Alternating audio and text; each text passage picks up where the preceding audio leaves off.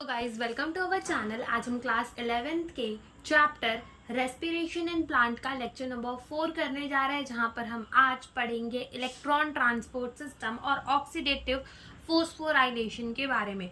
तो इसके पहले लेक्चर नंबर 3 के अंदर हमने पढ़ा था एरोबिक रेस्पिरेशन एंड हमने पढ़ा था ट्राई कार्बोक्सिलिक एसिड साइकिल। तो हमने कहा था कि एरोबिक रेस्पिरेशन में होता क्या है कि बहुत सारी एनर्जी बनती है, 38 एटीपी बनती है और 38 एटीपी बनती है। तो जो हमारा ग्लाइकोलिसिस का प्रोडक्ट होता है दैट इज पायरुविक एसिड, वो उसे कहाँ भेजते हैं? हम माइटोकॉन्ड्रिया के मैट्रिक्स में भेजते हैं और माइटोकॉन्ड्रिया के मैट्रिक्स में हम क्या चला देते हैं?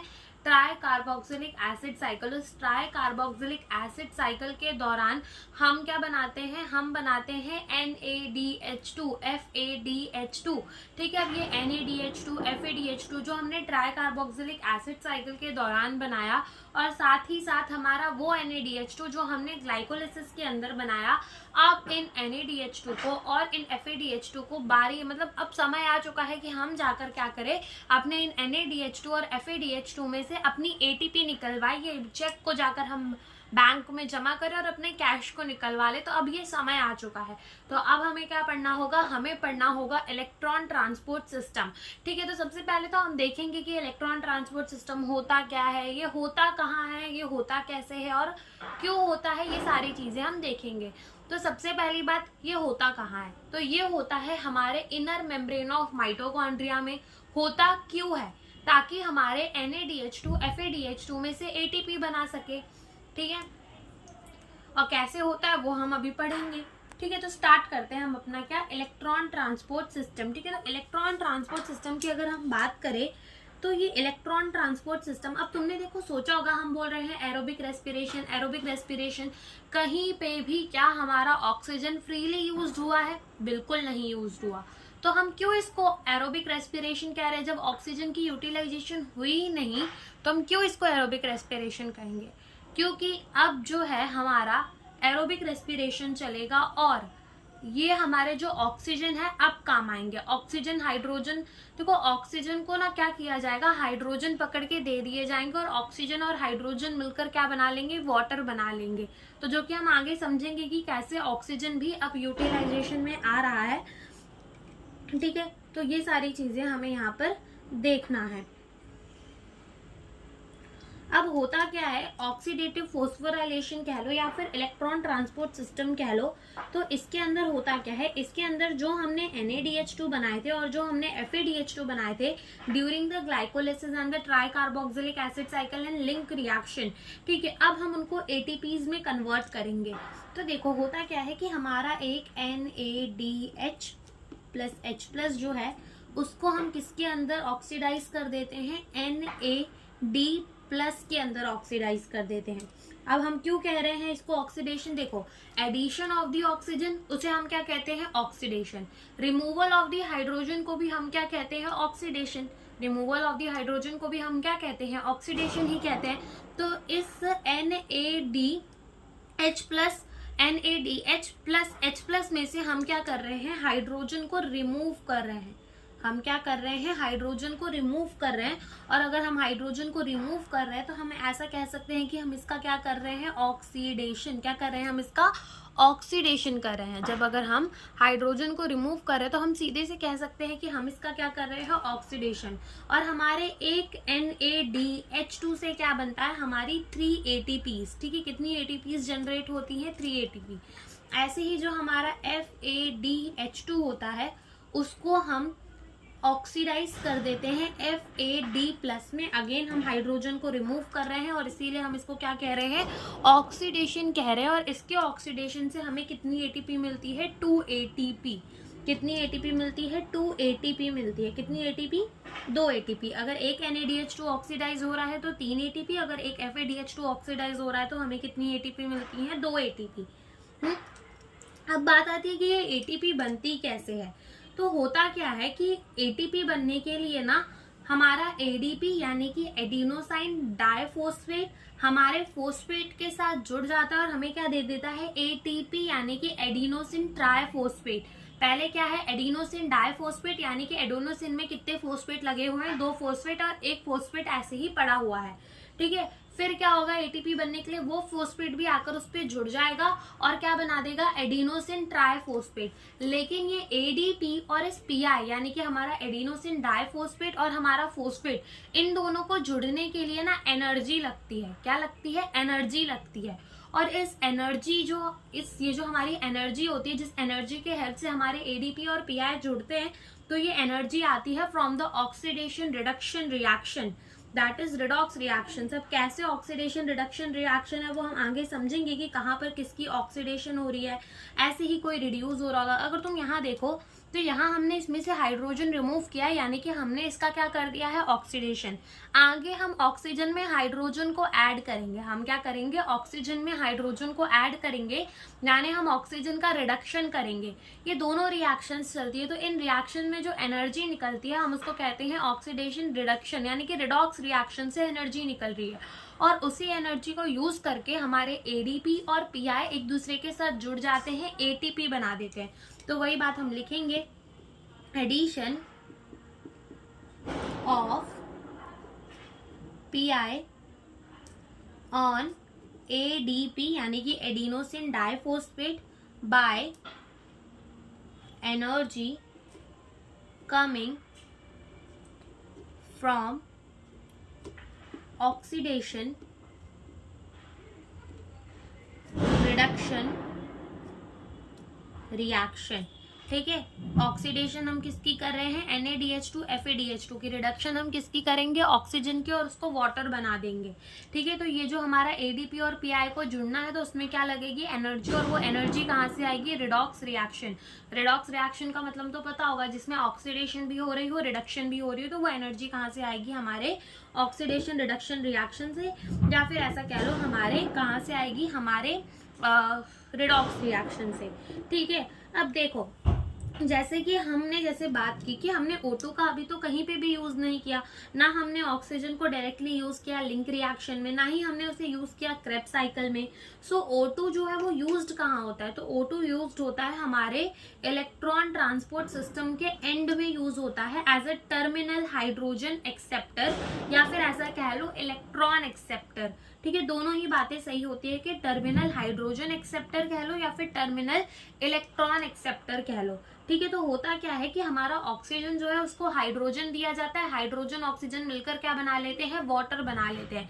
देखो पहले जो हमारा हाइड्रोजन था वो ऐसे आवारा घूम रहा था, उसकी कोई महत्व नहीं थी। ठीक है, उसकी कोई इज्जत नहीं थी। फिर क्या हुआ कि हमने अपना हाइड्रोजन जो है वो ऑक्सीजन को दे दिया, और जब हमने अपना हाइड्रोजन ऑक्सीजन को दिया तो वो वाटर बन गया, यानी कि पानी, जल ही जीवन है। कितनी बड़ी बात बन गई। ठीक है, तो ऐसे याद रखना कि जो हमारा ऑक्सीजन है तो उसमें हाइड्रोजन हम पकड़ पकड़ के ऑक्सीजन के साथ देकर उसका क्या बनाते जाते हैं, वाटर। अब एनसीईआरटी में लिखा होगा कि ऑक्सीजन जो है वो हमारा टर्मिनल हाइड्रोजन एक्सेप्टर है, यानी कि वो हाइड्रोजन को एक्सेप्ट कर लेता है। साथ ही साथ लिखा है कि वो टर्मिनल इलेक्ट्रॉन एक्सेप्टर भी है। तो अगर थोड़ी सी केमिस्ट्री आती होगी तो हमने देखा है कि हाइड्रोजन का एटॉमिक नंबर कितना होता है, 1 होता है। तो उसके अंदर एक ही प्रोटॉन होता है और एक ही इलेक्ट्रॉन होता है। तो जब हमारा हाइड्रोजन किसी के पास जाएगा, जब हमारा ऑक्सीजन हाइड्रोजन को एक्सेप्ट करेगा तो वो इलेक्ट्रॉन को भी तो एक्सेप्ट करेगा ही ना। जैसे मान लो तुम मार्केट में पेन लेने जा रहे हो, तुम कहते हो भैया हमें पेन दे दो, तो अब पेन वाला तुम्हें ऐसे रिफिल निकाल के थोड़ी देगा, वो पूरी की पूरी पेन देगा, यानी कि तुम्हें हाइड्रोजन भी मिलेगा, साथ ही इसकी रिफिल को क्या मान लो, इलेक्ट्रॉन मान लो। तो हाइड्रोजन भी मिलेगा और इलेक्ट्रॉन भी मिलेगा। इसीलिए जो ऑक्सीजन है उसको terminal hydrogen acceptor as well as terminal electron acceptor कह दिया गया है। तो दोनों ही बातें सही होती है, तो ये बात भी हम लिखेंगे। No O2 is directly used in link reaction as well as in Krebs cycle। दोनों में ही जो है हमारी ऑक्सीजन जो है वो यूटिलाइज नहीं हुई है। तो क्या होगा, O2 is used at electron transport system as terminal, यानी कि टर्मिनल का मतलब होता है एंड में। ठीक है, हाइड्रोजन और इलेक्ट्रॉन एक्सेप्टर ठीक है, वो किसके तरह यूज होता है, हमारे O2 जो है वो यूज होता है इलेक्ट्रॉन ट्रांसपोर्ट सिस्टम के अंदर एज टर्मिनल हाइड्रोजन या फिर इलेक्ट्रॉन एक्सेप्टर की तरह। ठीक है, अब मान लो जो हमारा हाइड्रोजन होता है उसके अंदर मैंने तुम्हें बताया एक प्रोटॉन होता है और एक ही क्या होता है, इलेक्ट्रॉन होता है। तो देखो अगर मैं 4H दे रही हूँ, ठीक है, 4 हाइड्रोजन और एक ऑक्सीजन, तो बताओ मेरे कितने H2O बनेंगे, H2O कितने बनेंगे बताओ खुद ही। इधर पे 2 ही हाइड्रोजन है, यहाँ 4 है तो आगे 2 लगा दो, तो 4 हाइड्रोजन यहाँ पे भी, 4 हाइड्रोजन यहाँ पे भी, 2 ऑक्सीजन यहाँ है, 2 ऑक्सीजन यहाँ है, यानी कि हमारी रिएक्शन जो है वो बैलेंस हो गई। तो अगर मैं 4 हाइड्रोजन देती हूँ एक ऑक्सीजन को, तो मेरे कितने वाटर मॉलिक्यूल बनेंगे, 2 वाटर मॉलिक्यूल। और अगर मैं इसी को फाड़ के लिख दूँ इस रिएक्शन को, तो क्या मैं ऐसे लिख सकती हूँ 4H+, ठीक है, प्लस 4 इलेक्ट्रॉन प्लस O2 मुझे क्या दे देंगे 2H2O। यानी कि बात तो वही हो गई ना कि मेरे हाइड्रोजन के अंदर प्रोटॉन भी है एज वेल एज इलेक्ट्रॉन भी है, मेरे हाइड्रोजन के अंदर प्रोटॉन भी है एज वेल एज क्या है, इलेक्ट्रॉन भी है। ठीक है, तो ये कुछ बेसिक सी बातें हो गई जिससे हमें आगे के टर्म समझने में इजी, समझ में जल्दी आ जाएंगे। तो हमने क्या बोला, इलेक्ट्रॉन ट्रांसपोर्ट सिस्टम होता क्या है, जिसमें हम अपने NaDH2 को ऑक्सीडाइज कर देते हैं किसके अंदर, NAD+ के अंदर, और उससे हमें 3 ATP मिलती है। और FADH2 को हम ऑक्सीडाइज कर देते हैं FAD+ के अंदर, 2 ATP मिलेगी। और एडिशन जो होता है हमारे एडिनोसिन डाइफॉस्फेट और फॉस्फेट का, वो होता है with the help of the energy. एक एनर्जी चाहिए होती है ताकि वो दोनों जुड़ सके, और वो एनर्जी कहाँ से आती है, रिडॉक्स रिएक्शन से आती है। रिडक्शन किसका होता है, ऑक्सीजन का होता है। ऑक्सीडेशन किसका होता है, NaDH2 FADH2 का होता है। ठीक है, फिर ऑक्सीजन जो है वो डायरेक्टली तो कहीं पे यूज नहीं आया, तो वो कहाँ यूज आता है, at the end of the electron transport system as terminal hydrogen acceptor कह लो या फिर इलेक्ट्रॉन एक्सेप्टर कह लो। ठीक है, तो ये कुछ बेसिक सी बातें हैं। ओके, तो अब देखो, अगर तुम देखो तो ये जो हमारा इलेक्ट्रॉन ट्रांसपोर्ट सिस्टम होता है वो थोड़ा सा हार्ड भी होता है, लेकिन अगर ध्यान से समझा जाए तो इसे समझा जा सकता है। ठीक है, तो अब इतनी बेसिक सी बातें क्लियर होनी चाहिए। अब हम आगे चलते हैं, तो देखो आगे हम क्या देखेंगे, कॉम्प्लेक्सेस के नाम देखेंगे। हमारा जो इलेक्ट्रॉन ट्रांसपोर्ट सिस्टम है उसमें कितने 5 कॉम्प्लेक्सेस होते हैं, उन 5 कॉम्प्लेक्सेस का नाम पहले हम समझेंगे। ठीक है, तो कॉम्प्लेक्सेस इन ETS यानी कि हमारा इलेक्ट्रॉन ट्रांसपोर्ट सिस्टम। तो जो सबसे पहला कॉम्प्लेक्स होता है हम उसको क्या कह देते हैं, हम उसको कह देते हैं कॉम्प्लेक्स 1। साथ ही साथ जो हमारा पहला कॉम्प्लेक्स है ना, वहां पर हमारा NaDH2 ऑक्सीडाइज होता है। कौन ऑक्सीडाइज होता है, NaDH2 ऑक्सीडाइज होता है। तो उसका नाम हम क्या कर देते हैं, NaDH+H+D हाइड्रोजीनेज। ठीक है, डी का मतलब होता है डिलीट करना, हाइड्रोजीनेज का मतलब होता है हाइड्रोजन को डिलीट करता है। यानी कि हमें समझ में आ रहा है, अगर ये हाइड्रोजन को डिलीट कर रहा है इसका मतलब ये क्या कर रहा है, ऑक्सीडेशन कर रहा है हमारे। तो अगर तुम याद ना रख पाओ पहले कॉम्प्लेक्स का नाम, तो तुम ऐसे याद रख सकते हो कि पहले हमने सबसे पहले क्या की थी, ग्लाइकोलिसिस की थी। तो ग्लाइकोलिसिस के दौरान सबसे पहले तुम्हें क्या मिला था, NaDH2 मिला था। FADH2 तो बाद में आया ना जब तुमने क्रेब्स साइकिल पढ़ी। ठीक है, पहले ग्लाइकोलिसिस के अंदर तो क्या आया तुम्हारा, NaDH2। तो पहले कॉम्प्लेक्स का नाम क्या है, NaDH2 डिहाइड्रोजिनेज। और डी का मतलब डिलीट करना, यानी वहां पर हमारा NaDH2 जो है वो क्या होगा, ऑक्सीडाइज होगा। तो ये कॉम्प्लेक्स क्या करता है, हमारे NaDH+H+ को ऑक्सीडाइज कर देता है NaD+ के अंदर। ठीक है, फिर दूसरा कॉम्प्लेक्स, हमारे दूसरे कॉम्प्लेक्स का नाम क्या होता है, कॉम्प्लेक्स 2। साथ ही साथ इसका नाम क्या होता है, हमारा FADH2 डिहाइड्रोजिनेज। यानी कि ये हमारे FADH2 में से हाइड्रोजन को निकाल फेंकता है। ठीक है, तो वही हो जाएगा हमारा FADH2 डिहाइड्रोजिनेज। साथ ही साथ इसका एक और नाम होता है सुसिनेट डिहाइड्रोजिनेज। ठीक है, तो ये बात भी हम लिख लेंगे, सुसिनेट डिहाइड्रोजिनेज। ठीक है, तो ये कॉम्प्लेक्सेस के नाम याद रखना। नीट में कभी कभी क्वेश्चन भी आ जाता है कि बताओ कॉम्प्लेक्स 1 का नाम क्या है, कॉम्प्लेक्स 2 का नाम क्या है, कितने कॉम्प्लेक्स है, कॉम्प्लेक्स 3 का नाम क्या है, कॉम्प्लेक्स 4 का नाम क्या है। ठीक है, ये सारी चीजें भी आ जाती हैं। ओके, तो ये जो होता है हमारा, ये क्या करता है, हमारे FADH2 को ऑक्सीडाइज करता है FAD+ के अंदर। तो ये है हमारा कॉम्प्लेक्स 2। फिर आता है हमारा कॉम्प्लेक्स नंबर 3। तो इसको हम क्या कह देते हैं, कॉम्प्लेक्स 3 ही कह देते हैं। साथ ही साथ हम इसको क्या कह देते हैं, साइटोक्रोम BC1 कॉम्प्लेक्स। क्या कह देते हैं, साइटोक्रोम BC1 कॉम्प्लेक्स। ठीक है, तो ये भी हम लिख देते हैं, साइटोक्रोम BC1 कॉम्प्लेक्स। ठीक है, साइटोक्रोम BC1 कॉम्प्लेक्स। अब ये जो हमारा साइटोक्रोम BC1 कॉम्प्लेक्स होता है या फिर कॉम्प्लेक्स नंबर 3, तो इसके पास ना एक स्पेशल इलेक्ट्रॉन कैरियर होता है। देखो नाम ही इसका इलेक्ट्रॉन ट्रांसपोर्ट सिस्टम है, तो इलेक्ट्रॉन तो अच्छा खासा यहाँ पर चलने वाला है। तो इसके पास क्या होता है, स्पेशल इलेक्ट्रॉन कैरियर होता है, जिसमें हमारा Cu यानी कि कॉपर एंड Fe यानी कि हमारा आयरन, ठीक है, दोनों ही कॉम्प्लेक्स होते हैं। ठीक है, तो इसमें हम लिखेंगे कि हमारा ये जो साइटोक्रोम BC1 है, इसके पास क्या होता है, special electron carrier, special electron carrier होता है हैविंग Cu एंड Fe।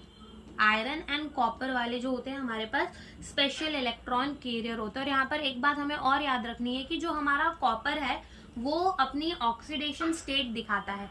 कौन कौन सी, +1 ऑक्सीडेशन स्टेट दिखाता है और +2 ऑक्सीडेशन स्टेट दिखाता है। वैसे ही हमारा जो Fe है, आयरन है, वो भी 2 स्टेबल ऑक्सीडेशन स्टेट दिखाता है, +2 दिखाता है और +3 दिखाता है। अब इलेक्ट्रॉन कैरियर का मतलब होता है कि ये इलेक्ट्रॉन को ना आगे भेजने में हमारी हेल्प करेगा। अब कैसे करेगा, मान लो कि ये जो हमारा कॉपर है वो किसमें है, +1 ऑक्सीडेशन स्टेट में है। नहीं, ऐसा मान लो कि हमारा जो कॉपर है वो +2 ऑक्सीडेशन स्टेट में है, क्योंकि हमारा कॉपर जो है वो 2 ऑक्सीडेशन स्टेट दिखा देगा, +1 एज वेल एज +2। और जो हमारा आयरन है वो 2 स्टेबल ऑक्सीडेशन स्टेट दिखाएगा, +2 और +3। ठीक है, दोनों में ही वो खुश रहेंगे। अब क्या होगा, मान लो कि कॉपर है जो हमारा कौन से में है, +2 ऑक्सीडेशन स्टेट के अंदर। अब आगे से उसके पास एक इलेक्ट्रॉन आया कि भैया ये इलेक्ट्रॉन आगे ट्रांसफर कर दो। जैसे ही हमारे कॉपर +2 के पास एक इलेक्ट्रॉन आया, तो क्या उसका पॉजिटिव चार्ज कम हो जाएगा, बिल्कुल। एक इलेक्ट्रॉन आ गया तो वो क्या हमारा कॉपर 1+ बन जाएगा। ठीक है, बिल्कुल बन जाएगा। अब उसके बाद हमारा कॉपर क्या करेगा, आगे उस इलेक्ट्रॉन को फेंक देगा, तो फिर से क्या वो कॉपर +2 ऑक्सीडेशन स्टेट में आ जाएगा, बिल्कुल आ जाएगा। ऐसे ही हमारा आयरन, मान लो +3 ऑक्सीडेशन स्टेट के पास है, आगे से उसके पास एक इलेक्ट्रॉन आया टाई, तो वो क्या बन जाएगा, हमारा आयरन +2 बन जाएगा। और फिर उसने इलेक्ट्रॉन को आगे भेज दिया तो वो हमारा क्या बन जाएगा, +3 बन जाएगा। फिर से समझना, देखो अगर मैं तुम्हें समझाऊं, एक सेकेंड, तो अगर मैं तुम्हें फिर से एक बार समझाने की कोशिश करूँ तो समझना। देखो हमने क्या बोला कि हमारा जो कॉपर है वो 2 स्टेबल ऑक्सीडेशन स्टेट दिखाएगा, +1 की भी और +2 की भी। अब मान लो जो मेरा कॉपर है वो कौन से ऑक्सीडेशन स्टेट में है, +2 ऑक्सीडेशन स्टेट में है। आगे से हमने उसके पास क्या दिया, एक इलेक्ट्रॉन दिया, और जैसे ही हमने उसको इलेक्ट्रॉन दिया, क्या वो +1 ऑक्सीडेशन स्टेट में हो गया, बिल्कुल हो गया। अब ये क्या करेगा, इस इलेक्ट्रॉन को आगे ट्रांसपोर्ट कर देगा। क्यों, क्योंकि ये इलेक्ट्रॉन कैरियर है, इलेक्ट्रॉन को आगे पहुंचाने में हमारी हेल्प करेगा। तो जैसे ही इसने इस इलेक्ट्रॉन को आगे भेज दिया, क्या ये फिर से +2 ऑक्सीडेशन स्टेट के अंदर हो जाएगा, बिल्कुल हो जाएगा। ऐसे ही हमारा Fe का कॉन्सेप्ट चलता है आयरन का, कि मान लो हमारा जो आयरन है वो 2 स्टेबल ऑक्सीडेशन स्टेट दिखाता है, +3 और +2। तो वो +3 में जैसे ही उसके पास एक इलेक्ट्रॉन आई, वो बन गया +2। उसने क्या किया, इलेक्ट्रॉन को फिर से वहां भेज दिया, तो वो फिर से क्या बन गया, +3 ऑक्सीडेशन स्टेट। इसमें क्या आयरन का कुछ बिगड़ा, नहीं बिगड़ा, जबकि उसने किसी की हेल्प जरूर कर दी। कॉपर का कुछ बिगड़ा, नहीं बिगड़ा, लेकिन कॉपर ने भी क्या कर दी, इलेक्ट्रॉन को आगे पहुंचाने में, ट्रांसपोर्ट करने में हेल्प कर दी। ठीक है, तो हमारा जो साइटोक्रोम BC1 होता है उसके पास हमारे क्या होते हैं, electron carrier, copper and iron वाले। तो ये बात हो गई हमारे कॉम्प्लेक्स नंबर 3 की। फिर आता है हमारा कॉम्प्लेक्स नंबर 4, ठीक है, जिसे हम कहते हैं कॉम्प्लेक्स 4। और हम इसको क्या कहते हैं, हम इसको कहते हैं साइटोक्रोम AA3 कॉम्प्लेक्स या फिर साइटोक्रोम C ऑक्सीडेज। ठीक है, तो ये सारे भी नाम हम लिख लेते हैं, साइटोक्रोम C ऑक्सीडेज। और हम इसको क्या कहते हैं, इसे हम कहते हैं cytochrome AA3 complex, cytochrome AA3 complex. तो ये क्या है, इनके नाम है, साइटोक्रोम 4 कह लो, साइटोक्रोम C ऑक्सीडेज कह लो, या फिर साइटोक्रोम AA3 कॉम्प्लेक्स कह लो। अब इसमें क्या होता है कि ये जो हमारा कॉम्प्लेक्स नंबर 4 है, यहाँ पर हमारे 2 कॉपर सेंटर पाए जाते हैं और यहीं पे हमारा वाटर बनता है, यहीं पे हमारा क्या बनता है, वाटर बनता है। तो यहाँ पर हम लिख देते हैं कि यहाँ पर 2 कॉपर सेंटर पाए जाते हैं, 2 कॉपर सेंटर फाउंड, और साथ ही साथ क्या होता है, यहाँ पर H2O फॉर्म, 2 कॉपर सेंटर पाए जाते हैं और वाटर बनता है H2O फॉर्म। ठीक है, 2 कॉपर सेंटर पाए जाएंगे यहाँ पर और यहाँ पर हमारा वाटर बनेगा। ठीक है, ये 2 चीज कहाँ होती है? हमारे कॉम्प्लेक्स 4 में। अब कॉम्प्लेक्स नंबर 3 और कॉम्प्लेक्स नंबर 4 के पास ना एक इलेक्ट्रॉन कैरियर होता है, एक मोबाइल इलेक्ट्रॉन कैरियर। और मोबाइल का मतलब ही क्या होता है? मोटेलिटी, यानी कि जो ना एक जगह से चलकर दूसरे जगह पर जा सके। तो यहाँ पर साइटोक्रोम 3 और साइटोक्रोम 4 के बीच में एक होता है मोबाइल इलेक्ट्रॉन कैरियर, यानी कि जो इलेक्ट्रॉन साइटोक्रोम 3 से कहाँ लेकर जाता है? साइटोक्रोम 4 के पास लेके जाता है, और वो इलेक्ट्रॉन कैरियर है हमारा साइटोक्रोम सी। ठीक है, तो साइटोक्रोम सी एक इलेक्ट्रॉन कैरियर है जो इलेक्ट्रॉन को हमारे कॉम्प्लेक्स नंबर 3 से कॉम्प्लेक्स नंबर 4 के पास लेकर जाता है। ठीक है, तो ये क्या है? एक मोबाइल इलेक्ट्रॉन कैरियर है। ये भी इलेक्ट्रॉन को ट्रांसपोर्ट करने का जो है वो काम करता है। और फिर हमारा बचता है कॉम्प्लेक्स 5, यानी कि 5वां कॉम्प्लेक्स, जिसको हम एटीपी सिंथेज भी कहते हैं। और एटीपी हमारे कॉम्प्लेक्स नंबर 5 के अंदर बनती है, तो हम उसके बारे में भी लिखते हैं। फिर आता है हमारा 5वां कॉम्प्लेक्स, जिसको हम कहते हैं कॉम्प्लेक्स 5। साथ ही हम इसको क्या कहते हैं? हम इसको कहते हैं एटीपी सिंथेज। ठीक है, तो यहाँ पर क्या होता है? ATP will form here. ठीक है, एटीपी जो है हमारी कहाँ बनती है? एटीपी जो है वो हमारी बनती है कॉम्प्लेक्स नंबर 5 के अंदर। तो ये सारे कॉम्प्लेक्सेस के नाम एक और बारी हम रिवाइज कर लेते हैं, और फिर हम अपना main electron transport system NCERT की तरह स्टार्ट करते हैं। तो देखो, हमने क्या बोला? हमारे 5 कॉम्प्लेक्सेस होते हैं इलेक्ट्रॉन ट्रांसपोर्ट सिस्टम के अंदर। कॉम्प्लेक्स 1 जो होता है उसे हम कहते हैं NADH2 डिहाइड्रोजिनेज। ठीक है, जो कि यहाँ पर हमारा NADH2 जो है वो ऑक्सीडाइज होता है। फिर होता है हमारा कॉम्प्लेक्स नंबर 2, जिसे हम FADH2 डिहाइड्रोजिनेज कहते हैं, सुसिनेट डिहाइड्रोजिनेज कहते हैं, जहाँ पर हमारा FADH2 जो है वो ऑक्सीडाइज होता है। कॉम्प्लेक्स नंबर 3, जिसे हम साइटोक्रोम BC1 भी कहते हैं, वहाँ पर हमारे स्पेशल इलेक्ट्रॉन कैरियर होते हैं कॉपर एंड आयरन वाले। ठीक है, फिर उसके बाद हमारा आता है कॉम्प्लेक्स नंबर 4, जिसे हम cytochrome C oxidase, cytochrome AA3 complex कहते हैं। यहाँ पर 2 कॉपर सेंटर पाए जाते हैं, और पानी भी हमारा कहाँ बनता है? कॉम्प्लेक्स नंबर 4 पे बनता है। और हमारे कॉम्प्लेक्स नंबर 3 और कॉम्प्लेक्स नंबर 4 के बीच में एक मोबाइल इलेक्ट्रॉन कैरियर होता है साइटोक्रोम C। और फिर आता है हमारा कॉम्प्लेक्स नंबर 5, जिसे हम क्या कहते हैं? एटीपी सिंथेज, जहाँ पर हमारी एटीपी जो है वो बन जाती है, जहाँ पर हमारी एटीपी जो है वो क्या होती है? बनती है। ओके, तो अब हम अपना क्या स्टार्ट करने जा रहे हैं? Electron transport system. तो इलेक्ट्रॉन ट्रांसपोर्ट सिस्टम को स्टार्ट करने से पहले हम समझ लेते हैं माइटोकॉन्ड्रिया का स्ट्रक्चर ऊपर से। तो मान लो कि ये मैंने क्या बनाया? एक माइटोकॉन्ड्रिया बनाया। क्या बनाया? एक माइटोकॉन्ड्रिया। ये पता है ना, अंदर की हमारी जो माइटोकॉन्ड्रिया की मेम्ब्रेन होती है वो कैसी होती है? उसमें क्रिस्टे प्रेजेंट होते हैं। ठीक है, तो मान लो हमने ये क्या बना दिया? एक माइटोकॉन्ड्रिया। ये वाली जो मेम्ब्रेन है हम इसको कहेंगे OMM, यानी कि outer membrane of the mitochondria. ठीक है, उसके बाद जो हमारी ये वाली मेम्ब्रेन है हम इसको क्या कहेंगे? IMM, मतलब inner membrane of the mitochondria. ये जो जगह भरी हम इसको क्या कहते हैं? मैट्रिक्स कहते हैं, जहां पर हमारी link reaction try carboxylic acid cycle चली। ठीक है, लिंक रिएक्शन और ट्राई कार्बोक्सिलिक एसिड साइकिल चली। और ये जो जगह दिख रही है ना बिटवीन द 2 मेम्ब्रेन, हम इसको क्या कह देते हैं? Inter membrane space. क्या कह देते हैं? Inter membrane space. क्या कह देते हैं? Inter membrane space. Inter membrane space कह देते हैं, या फिर इंटर मेम्ब्रेनस स्पेस कह सकते हैं। अब हम क्या करेंगे? हम इतने से स्ट्रक्चर को ना थोड़ा सा बड़ा करके दिखाएंगे। अब जैसे कि मान लो कि ये हमने बनाया IMM, यानी कि inner membrane of the mitochondria. अब जैसे अगर तुमने cell the unit of life को पढ़ा होगा तो तुमने वहां पे पढ़ा होगा प्लाज्मा मेम्ब्रेन की स्ट्रक्चर, जहां पर बताया जाता है कि प्लाज्मा मेम्ब्रेन जो है वो बायलिपिड बायलेयर से बनती है। ठीक है, एक लेयर ऐसी होती है, दूसरी लेयर ऐसी होती है, एक होता है इसका टेल, एक होता है इसका हेड, पोलर हेड होता है, हाइड्रोफोबिक टेल होता है। ठीक है, ये सारी चीजें वहां पर बताई जाती है। ठीक है, तो वैसे ही हमारा ये जो मेम्ब्रेन है ना, इसकी भी 2 लेयर्स होंगी, जो 2 लेयर हम यहाँ पर खोल के बनाएंगे। बाहर वाली आउटर मेम्ब्रेन है माइटोकॉन्ड्रिया की, उसके भी 2 लेयर होंगे, वो हम खुले खुले थोड़े बनाएंगे। ठीक है, तो वो पहले हम बना लेते हैं। तो हमने क्या किया है? हमने जो है अपनी inner membrane of the mitochondria बनाई। ये जो है वो क्या है, इंटर मेम्ब्रेनस स्पेस है, और ये हमारी क्या है, outer membrane of the mitochondria. तो हम इसको लेबल भी कर देते हैं कि ये हमारी IMM है, ये हमारी क्या है, OMM है, यानी कि outer membrane of the mitochondria, और ये हमारा क्या है, इंटर मेम्ब्रेनस स्पेस। ठीक है, क्या है, इंटर मेम्ब्रेनस स्पेस है। ओके, तो अब हम क्या करते हैं, अपने 5 के 5 कॉम्प्लेक्स, ठीक है, वो जो हमने कॉम्प्लेक्स पढ़े थे आगे कि हमारे 5 कॉम्प्लेक्स होते हैं इलेक्ट्रॉन ट्रांसपोर्ट सिस्टम के अंदर। ओके, और एक चीज और समझो कि यहाँ अंदर की तरफ हमारी क्या भरी हुई होती है, मैट्रिक्स। ठीक है, अंदर की तरफ क्या भरी हुई होती है, मैट्रिक्स। तो हम वो 5 कॉम्प्लेक्स को इधर बनाते हैं, हम 5 कॉम्प्लेक्स को क्या करते हैं, यहाँ पर बनाते हैं। तो हमने सबसे पहला कॉम्प्लेक्स पढ़ा था, कॉम्प्लेक्स नंबर 1, जिसका नाम हमने क्या बोला था, NADH डिहाइड्रोजिनेज। तो वही हम कॉम्प्लेक्स यहाँ पर बनाते हैं। लेकिन वो कॉम्प्लेक्स बनाने से पहले हम एक बात और करेंगे कि जो हमारा कॉम्प्लेक्स होता है, जिसे हम क्या कहते हैं, हमारे जो कॉम्प्लेक्स होते हैं, 5 कॉम्प्लेक्स होते हैं ना, उधर पे हमारे कुछ और भी चीजें जो है वो प्रेजेंट होती है। तो पहले हम क्या करते हैं, कॉम्प्लेक्स बना लेते हैं और फिर वो बाकी की चीजें हम जो है वो समझ लेंगे। ठीक है, तो मान लो ये सबसे पहले जो मैंने कॉम्प्लेक्स बनाया, वो कौन सा कॉम्प्लेक्स बना दिया, वो मैंने बना दिया कॉम्प्लेक्स नंबर 1।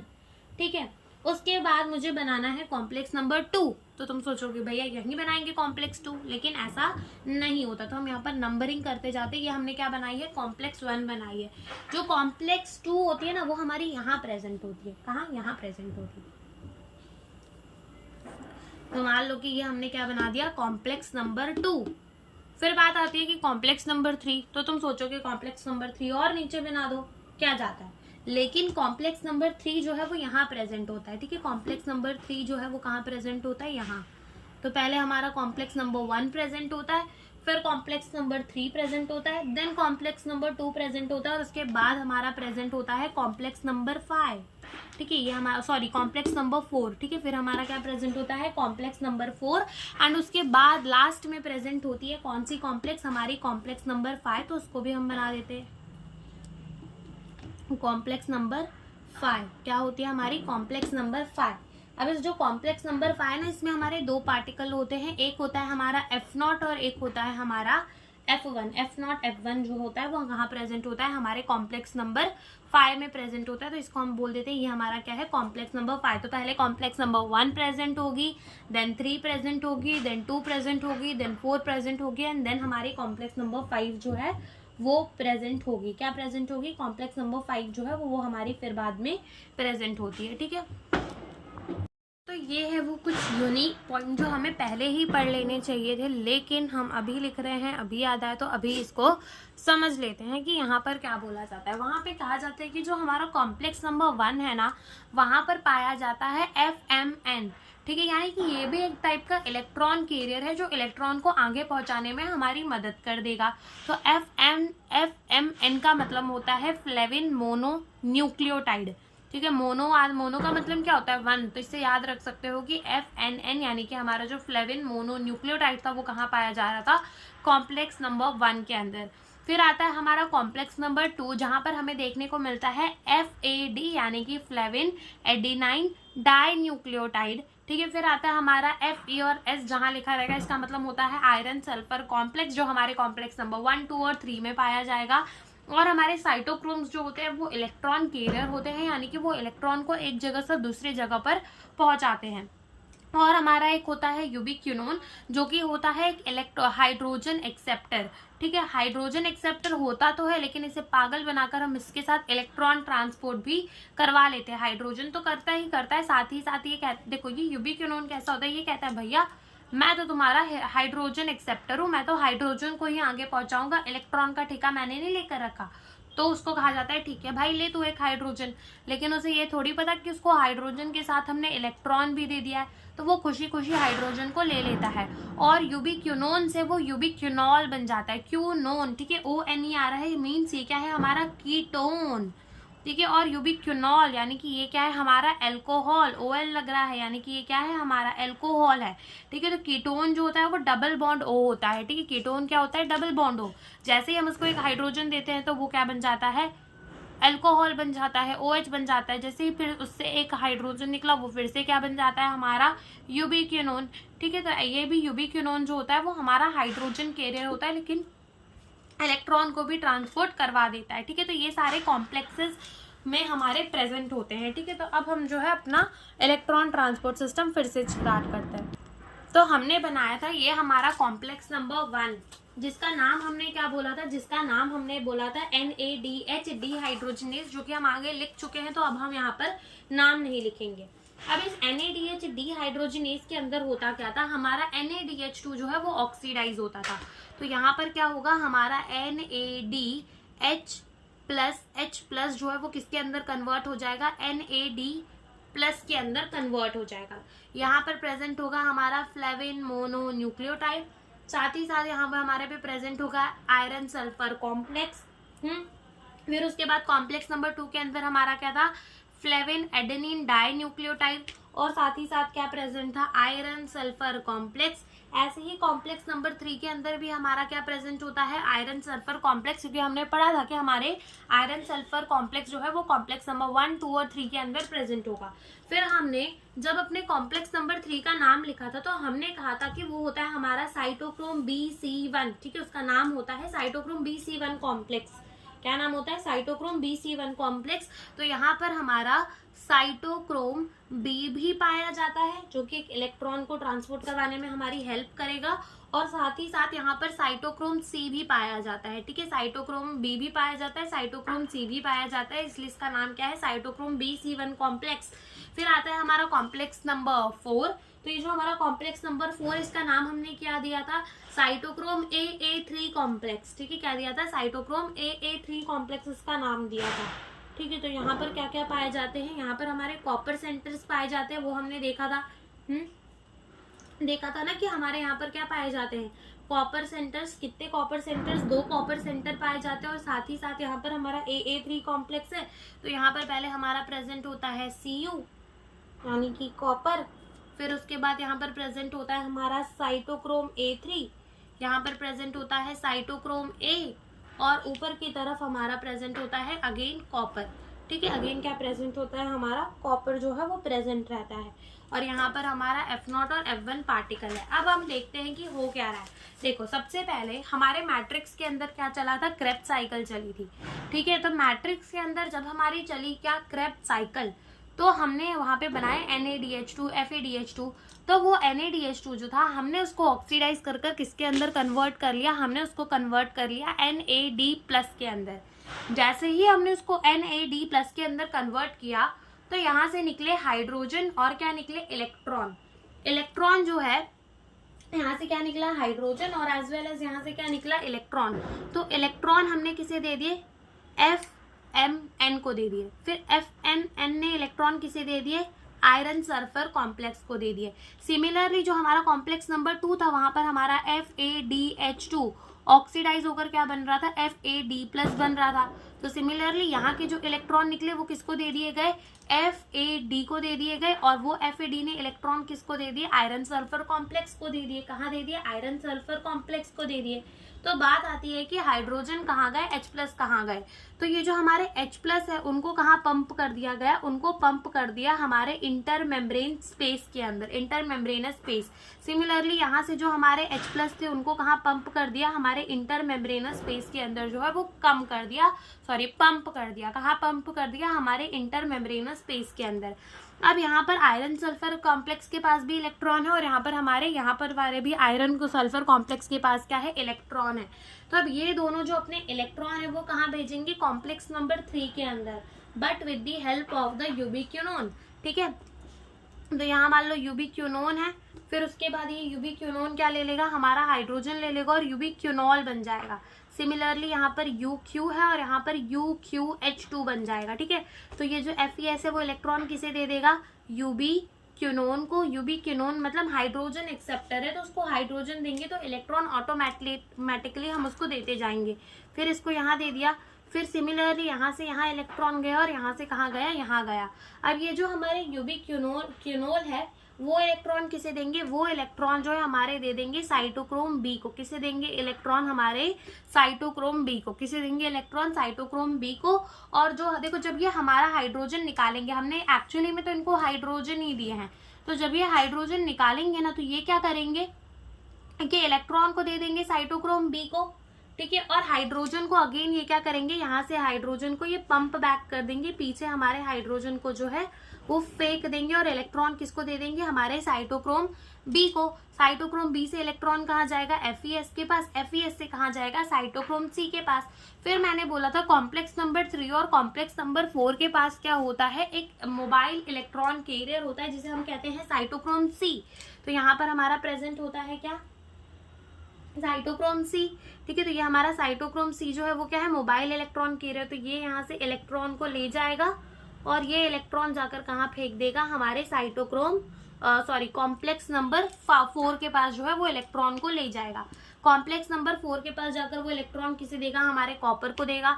कॉपर देगा साइटोक्रोम ए को, साइटोक्रोम देगा साइटोक्रोम A3 को, और साइटोक्रोम A3 से जो इलेक्ट्रॉन है वो कहाँ जाएगा, कॉपर के पास। कहाँ जाएगा, कॉपर के पास। और अगेन जो हमारे हाइड्रोजन होंगे H+, उनको कहाँ पंप कर दिया जाएगा, हमारे इंटर मेम्ब्रेनस स्पेस के अंदर।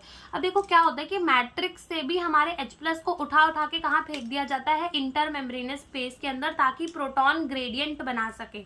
ठीक है, एक तरह का ग्रेडियंट बना सके कि इंटर मेम्ब्रेनस स्पेस में बहुत सारे H+ और मैट्रिक्स में बहुत कम H+ कर दे, ताकि जब ये ग्रेडियंट टूटेगा तो वो एनर्जी बनाएगा। जब ग्रेडियंट टूटेगा तो वो क्या बनाएगा, एनर्जी, और उसी एनर्जी को यूज करके हमारी ATP सिंथेसाइज हो जाएगी। इस वजह से जो प्रोटॉन है उनको यहाँ इंटर मेम्ब्रेनस स्पेस के अंदर पंप करते जा रहे हैं हम।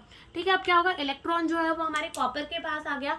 अब ये कॉपर क्या करेगा, हमारे इलेक्ट्रॉन ना वो ऑक्सीजन, फिर ऑक्सीजन, और ये इलेक्ट्रॉन किसे दे देगा, ऑक्सीजन को दे देगा। साथ ही साथ मैट्रिक्स में से H+ उठा लेगा, कौन, ऑक्सीजन। मैट्रिक्स से क्या उठा लेगा, हमारा ऑक्सीजन। मैट्रिक्स से ही हमारा क्या उठा लेगा, H+ उठा लेगा, और क्या बना दे के रख देगा, वाटर। क्या बना के रख देगा, वाटर। यानी कि साइटोक्रोम 4 में हमारा वाटर बन गया, हमारा वाटर बन गया। ठीक है, तो यहाँ पर हमारा जो है वो वाटर बन जाता है। फिर बात आती है कि यहाँ पर तो हमने क्या कर लिया है भाई, ग्रेडियंट बना लिया है, हो यहाँ पे बहुत सारे प्रोटॉन कर लिए और यहाँ पर बहुत कम प्रोटॉन कर दिए। इंटर मेम्ब्रेनस स्पेस के अंदर अच्छे खासे प्रोटॉन भरे हैं और हमारे जो हमारा मैट्रिक्स है वहां पर प्रोटॉन कम है। अब क्या होता है कि अब ये ग्रेडियंट टूटता है, ये ग्रेडियंट जो है वो टूटता है। अब क्या होता है कि जब ये ग्रेडियंट टूटता है तो यहाँ पर क्या प्रेजेंट होता है, यहाँ पर प्रेजेंट होता है हमारा ADP प्लस PI प्रेजेंट होता है। ठीक है, अब जैसे ही क्या होता है कि जब हमारा देखो, जैसे ही हमारा H+ जो है वो भागता F1 F0 को पास करता है और F0 से भागता एकदम झटाक से किसे क्रॉस करता है, हमारे F1 को। तो जब ये इसे क्रॉस करता है ना तो क्या होता है, एनर्जी निकलती है। जब ऐसे ये हू करके एकदम भाग के जाता है हमारा कौन, H+, जैसे ही एकदम भाग के जाता है एकदम तेजी से, तो एनर्जी निकलती है, कुछ फोर्स निकलते हैं और उसी फोर्सेस को यूज करके हमारी क्या बन जाती है, ATP बन जाती है। क्या बन जाती है, हमारी ATP बन जाती है। तो यही हमारा होता है इलेक्ट्रॉन ट्रांसपोर्ट सिस्टम, जिसे हम एक और बार समझेंगे पूरा अच्छी तरीके से। देखो, सबसे पहले हमने कहा कि ये है हमारा outer membrane of the mitochondria, ये है हमारा इंटर मेम्ब्रेनस स्पेस, ये है हमारा inner membrane of the mitochondria और ये है हमारी matrix. Inner membrane of mitochondria में 5 कॉम्प्लेक्स होते हैं। कॉम्प्लेक्स नंबर 1 जिसका नाम हमने क्या बोला था, NADH डिहाइड्रोजिनेज। देखो यहाँ पर लिखा है ना, NADH डिहाइड्रोजिनेज। फिर कॉम्प्लेक्स नंबर 2 FADH2 डिहाइड्रोजिनेज और सुसिनेट डिहाइड्रोजिनेज। फिर complex number 3 cytochrome BC1 special carrier होते हैं यहाँ पर इलेक्ट्रॉन के, Cu और Fe। And then complex number 4 cytochrome C oxidase, cytochrome AA3 complex, 2 copper centre present होते हैं और साथ ही साथ पानी हमारा कहाँ बनता है, कॉम्प्लेक्स नंबर 4 में बनता है। और एक होता है हमारा साइटोक्रोम C जो कि मोबाइल इलेक्ट्रॉन कैरियर होता है। साइटोक्रोम 3 और साइटोक्रोम 4 के बीच में हमारा होता है साइटोक्रोम 5 जिसमें हमारा F0 और F1 पार्टिकल होते हैं जहाँ पर ATP की सिंथेसिस होती है। फिर हमने देखा था कि हमारे FMN जो है वो प्रेजेंट होता है कॉम्प्लेक्स नंबर 1 में, FAD प्रेजेंट होता है कॉम्प्लेक्स नंबर 2 पे, FES यानी कि आयरन सल्फर कॉम्प्लेक्स जो है वो 1, 2 और 3 तीनों में प्रेजेंट होता है, ये देखा था। फिर हमने देखा था कि यूबिक्विनोन जो होता है वो हमारा एक हाइड्रोजन एक्सेप्टर होता है और यूबिक्विनॉल जो है वो क्या होता है, हमारा यूबिक्विनॉल जो है वो अल्कोहल बन जाता है हाइड्रोजन को एक्सेप्ट करने के बाद। ठीक है, ये चीज़ें जो है हमने देख ली थी। अब क्या हुआ कि जैसे हमारे ये देखो, ये हमारा क्या है, ये है हमारा कॉम्प्लेक्स नंबर 1 जिसमें हमारा NADH2 जो है वो ऑक्सीडाइज हुआ। जब वो ऑक्सीडाइज हुआ तो निकले इलेक्ट्रॉन। इलेक्ट्रॉन किसे दे दिए, FMN को दे दिए। FNM ने किसको दे दिया, आयरन सल्फर कॉम्प्लेक्स को दे दिया। साइटोक्रोम 2 में भी यानी कि कॉम्प्लेक्स नंबर 2 में भी क्या चला, हमारा FADH2 का क्या हुआ, ऑक्सीडाइज। तो उधर से भी क्या निकले, इलेक्ट्रॉन। इलेक्ट्रॉन किसे दे दिए, FAD को दे दिए। FAD ने इलेक्ट्रॉन किसे दे दिए, आयरन सल्फर कॉम्प्लेक्स को दे दिया। अब दोनों आयरन सल्फर कॉम्प्लेक्स ने मिलकर इलेक्ट्रॉन किसे दे दिया, यूबिक्विनोन को। यूबिक्विनोल से वो क्या बन गया, यूबिक्विनोन से वो बन गया यूबिक्विनॉल, ठीक है, यूबिक्विनॉल बन गया। अब यूबिक्विनॉल ने क्या किया, इलेक्ट्रॉन तो देती है साइटोक्रोम बी को, क्योंकि वो इलेक्ट्रॉन कैरियर है। अब साइटोक्रोम बी थोड़ी ना हाइड्रोजन कैरियर है, वो तो इलेक्ट्रॉन कैरियर है, तो वो तो इलेक्ट्रॉन को ही लेगा। तो हाइड्रोजन यानी कि H+ जो है उनको पंप कर दिया गया कहाँ पर, इंटर मेम्ब्रेनस स्पेस के अंदर। साइटोक्रोम बी ने अगेन आयरन सल्फर कॉम्प्लेक्स को, एंड देन हमारा आया साइटोक्रोम सी, जो कि एक मोबाइल इलेक्ट्रॉन कैरियर है between the complex number 3 and complex number 4। ये इलेक्ट्रॉन को कहाँ लेकर चला गया, हमारे कॉम्प्लेक्स नंबर 4 के पास, जहाँ वो कॉपर को देता है। कॉपर हमारा साइटोक्रोम ए को, फिर साइटोक्रोम A3 को, फिर हमारा कॉपर को, और ये कॉपर इलेक्ट्रॉन किसे दे देता है, ऑक्सीजन को। अब ऑक्सीजन क्या करता है, इलेक्ट्रॉन तो दे देता है, लेकिन उसके पास तो कमी है, अभी वाटर बनाने के लिए तो H+ चाहिए, ठीक है। तो H+ को वो मैट्रिक्स से पकड़कर, देखो H+ की पहले कोई औकात नहीं थी, लेकिन ऑक्सीजन के साथ जुड़ जाने के बाद वो पानी बन जाता है। पानी कितना इंपॉर्टेंट चीज बन जाता है। तो काम बस इतना ही कर रहा है कि ये आजू बाजू के, ऑक्सीजन का काम ही क्या है कि वो जो इतने आवारा प्रोटॉन घूम रहे मैट्रिक्स के अंदर, उनको पकड़ पकड़ के क्या बनाया जा रहा है, पानी बनाया जा रहा है, ठीक है। तो पकड़ लिया और उसको क्या बना दिया, वाटर। तो साइटोक्रोम 4 के अंदर हमारा क्या बन गया, वाटर बन गया। साइटोक्रोम 4 के अंदर हमारा क्या बन गया, वाटर बन गया। और मैट्रिक्स से भी हमने कुछ H+ को खींचा, यहाँ इंटर मेम्ब्रेनस स्पेस के अंदर भेजा, और यहाँ पर भी हमने जो है प्रोटॉन ग्रेडियंट बना लिया। ऐसा मान लो कि हमने क्या कर दिया, प्रोटॉन ग्रेडियंट बना दिया। इंटर मेम्ब्रेनस स्पेस के अंदर अच्छे खासे प्रोटॉन है और मैट्रिक्स के अंदर बहुत कम प्रोटॉन है, ठीक है, ये काम हो गया। उसके बाद हमारा आता है कॉम्प्लेक्स नंबर 5, जिसे हम कहते हैं ATP सिंथेज। वहां पर F0 और F1 पार्टिकल होता है। हमारा जो H+ है ना, वो क्या करता है, पास करता है F0 से, और वो भी एकदम तेजी से पास करता है, एकदम तेज, बहुत तेज, ठीक है। तो जब वो पास करता है तो कुछ एनर्जी निकलती है, कुछ फोर्सेस निकलते हैं, और उसी फोर्सेस के इंतजार में जो हमारे ADP और PI है वो जुड़कर क्या बना देते हैं, ATP बना देते। क्या बना देते हैं, ATP बना देते हैं। जैसे मान लो कि ये घर के क्या है, भाई बहन, ठीक है। ADP और PI क्या है, भाई बहन, एक दूसरे के पास नहीं आ रहे, ठीक है, पास नहीं आ रहे। अब जैसे ही मम्मी एक चप्पल फेंक के मारेगी तो क्या होगा, दोनों जुड़ जाएंगे कि भाई मत मारो हमें, माफ करो, ठीक है। वैसे ही समझ लो कि यहाँ पर जब हाइड्रोजन एकदम तेजी से भाग कर गया तो क्या हुआ, एक फोर्स बना, और उसी फोर्स को देखते, उसी फोर्स के जरिए ये ADP और PI जुड़ गए और इन्होंने क्या बना दिया, ATP बना दिया। क्या बना दिया, ATP बना दिया। तो ये होता है हमारा इलेक्ट्रॉन ट्रांसपोर्ट सिस्टम। लेकिन हमारा एक और चीज हमने जो आगे पढ़ी ली है कि जब हमारा एक NaDH2 ऑक्सीडाइज होता है, यानी इलेक्ट्रॉन ट्रांसपोर्ट सिस्टम के अंदर जाता है, तो वो 3 ATP देता है, और FADH2 2 ATP देता है। ये चीज हमने देखी थी, बिल्कुल। अब एक और चीज हम यहाँ पर समझते हैं, जैसे कि मान लो ये हमारा क्या है, F0 पार्टिकल, ठीक है, और ये हमारा क्या है, F1 पार्टिकल। ये हमारा क्या है, F0 पार्टिकल, और ये हमारा क्या है, F1 पार्टिकल।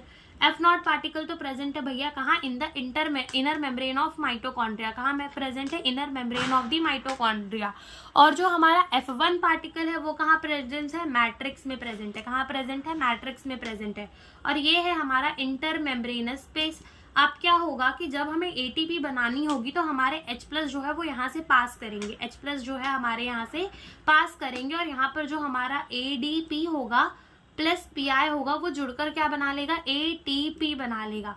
तो जैसे कि अगर तुम देखोगे तो NCERT में ना डेटा थियोरी में सही दिया हुआ है अभी अगर देखा जाए, और लेकिन कहीं कहीं पे ना ऐसा बोला है कि जब 2 H+ भाग के जाते हैं, यहाँ से 2 H+ एकदम जोर से भाग कर जाते हैं तब एक ATP बनती है। कहीं कहीं बोला हुआ है जब 4 H+ यहाँ से भाग के जाते हैं तब एक ATP बनती है।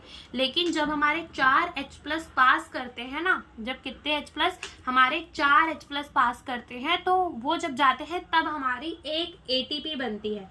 जब हमारे 4 H+ पास करते हैं तब हमारी ATP जो है बनती है।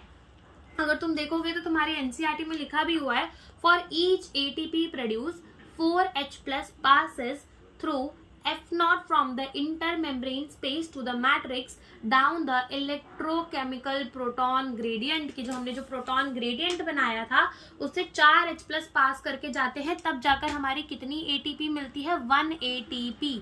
ठीक है, कितनी ATP मिलती है, 1 ATP। अगर मेरे पास जो NCERT है वहां पर थियोरी में तो सही दिया हुआ है, लेकिन जो डायग्राम है वहां पर 2 ATP लिखा हुआ है। कितनी ATP? 2 ATP। तो वो 2 ATP नहीं, वो कितनी ATP होगी? 4 ATP होगी। और 4 ATP की बात ही सही होती है कि जब हमारे 4H+, ठीक है, तो मतलब 4H+ की बात ही सही होती है कि जब 4H+ पास करते हैं तभी हमारा एक ATP जो है वो बनता है। तो हम लिख देते हैं कि जब 4H+ पास थ्रू F0, ठीक है, जब हमारे 4H+ पास करते हैं F0, कहाँ से? फ्रॉम इंटर मेम्ब्रेनस या फिर membrane space to matrix 1 ATP form, ठीक है, तब हमारी एक ATP जो है वो बन जाती है। एक ATP जो है वो हमारी बन जाती है कि जब हमारे 4H+ पास करते हैं F0 से from inter membrane space to the matrix, तो हमारी कितनी ATP बनती है? 1 ATP बनती है। तो यही है हमारा इलेक्ट्रॉन ट्रांसपोर्ट सिस्टम, ठीक है, इतना ही है हमारे इलेक्ट्रॉन ट्रांसपोर्ट सिस्टम के अंदर। टॉपिक थोड़ा हार्ड है, लेकिन अगर समझ में आ जाता है तो बहुत अच्छी बात है, ठीक है, लेकिन समझ में आ भी जाना चाहिए, क्योंकि अब मतलब समझ में आ जाना चाहिए, इतना भी हार्ड नहीं है कि कोई समझ ही ना पाए। यहाँ पर हमारा इलेक्ट्रॉन ट्रांसपोर्ट सिस्टम होता है खत्म। और उसके बाद आती है हमारी respiratory balance sheet, amphibolic pathway, और साथ ही साथ हमारा आता है रेस्पिरेटरी क्वेश्चन, ठीक है। तो एम्फी जो हमारी रेस्पिरेटरी बैलेंस शीट है, तो उसमें कुछ अजम्पशन मानकर क्या किया गया है? बताया गया है कि एक ग्लूकोज से हमें कितनी ATP मिलेंगी, क्योंकि एक्चुअल में जो हमने पाथवे पढ़ी कि ग्लाइकोलिसिस हुई, फिर उसके बाद लिंक रिएक्शन हुई, फिर उसके बाद हमारी क्या चली? ट्राई कार्बोक्सिलिक एसिड साइकिल चली, एंड देन हम इलेक्ट्रॉन ट्रांसपोर्ट सिस्टम के अंदर गए। तो ऐसे में हमें 38 ATP तो मिल जाएंगी, लेकिन जरूरी नहीं हमारे बॉडी के अंदर सब कुछ इतने बैलेंस से चल रहा हो, सब कुछ इतने लाइन में चल रहा हो। होता क्या है, कभी कभी हमारे बॉडी के अंदर भी लैक्टिक एसिड फर्मेंटेशन होने लगती है। जब कभी ज्यादा एक्सरसाइज कर लेते हैं तब पैरों पे दर्द होने लगता है, यानी कि लैक्टिक एसिड फर्मेंटेशन हो गई, तो तब वहां पर हम 38 ATP थोड़ी जोड़ पाएंगे। क्यों? क्योंकि हमने तो try carboxylic acid cycle, link reaction, ये सारी चीजें तो की नहीं। तो ये रेस्पिरेटरी बैलेंस शीट जो है वो हमें 38 ATP का कैलकुलेशन तो देता है, लेकिन वो कुछ चीजों को मान लेता है, कुछ चीजों को अज्यूम कर लेता है। अज्यूम करने का मतलब ही होता है कि उसने अज्यूम कर ली कि ये बात सच नहीं है, लेकिन उसने मान लिया कि सब कुछ जो है वो एकदम लाइन में चल रहा है। हमारे NADH जो सिंथेसाइज हुए, फिर वो माइटोकॉन्ड्रिया जो हमारे माइटोकॉन्ड्रिया के मैट्रिक्स में आया, हमारा जो प्रोडक्ट है ग्लाइकोलिसिस का वो माइटोकॉन्ड्रिया के मैट्रिक्स में आया। कोई भी बीच में हमारा यहाँ वहां नहीं भाग रहा। वरना होता क्या है कि जो हमारे बाकी की चीजें, जैसे मान लो अगर 3-फॉस्फोग्लिसरेट एल्डिहाइड जो हमने बनाया था ग्लाइकोलिसिस के टाइम, वो किसी और चीज में कन्वर्ट हो जाता है, ठीक है, ये सारी चीजें जो है वो चलती रहती हैं। तो यही सारे एजम्पशन को मान के कि ये सारी चीजें नहीं हो रही, सीधा सीधा रिएक्शन चल रहा है, और 38 ATP का कैलकुलेशन जो है वो हमें बता देता है। तो वो हमें रेस्पिरेटरी बैलेंस शीट के अंदर पढ़ना है। उसके बाद हमें पढ़ना है एम्फीबॉलिक पाथवे, जहां पर हम देखेंगे कि कैसे हमारा जो हमारा फैट है वो भी हमारा एसिटाइल कोएंजाइम A बना सकता है। एसिटाइल कोएंजाइम उल्टा चलकर हमारा फैट बना सकता है। जरूरी नहीं कि ग्लाइकोलिसिस से ही पायरुविक एसिड मिले, अमाइनो एसिड से भी पायरुविक एसिड बन सकता है। तो ये सारे हमारे जो होते हैं, हमें बताया जाता है कि एम्फीबॉलिक पाथवे यानी कि ड्वेल पाथवे है, कि सीधी सीधी चीजें नहीं चल रही, कोई भी चीज कहीं पे भी कन्वर्ट हो रही है, क्योंकि हमारी बॉडी इतनी ज्यादा कॉम्प्लेक्स है। फिर रेस्पिरेटरी क्वेश्चन जो है वो 1 मिनट का टॉपिक है। उसमें क्या बस इतना याद रखना है कि जितनी volume of the CO2 evolve हुई है अपॉन में volume of the O2 conserve, जो कि हमारे कार्बोहाइड्रेट्स के लिए 1 होता है, फैट्स के लिए लेस देन 1 होता है, प्रोटीन के लिए 0.9 होता है। तो बस हमारा एक लेक्चर का और बाकी है टॉपिक, तो हम उसको नेक्स्ट लेक्चर में कवर करेंगे। सो आज का लेक्चर हमारा यहीं पे होता है खत्म। Thank you for watching the video.